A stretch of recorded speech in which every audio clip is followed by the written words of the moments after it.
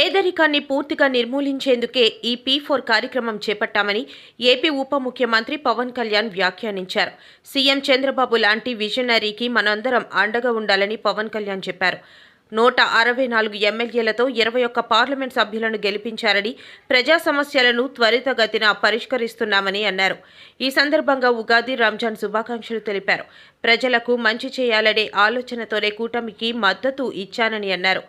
Parliament సభ్యులతోటి ఘన విజయం ఇచ్చినందుకు మీ అందరికీ ఈ ఉగాది పర్వదినాన మరోమారు మీకు ధన్యవాదాలు తెలియజేసుకుంటా ఉన్నాను.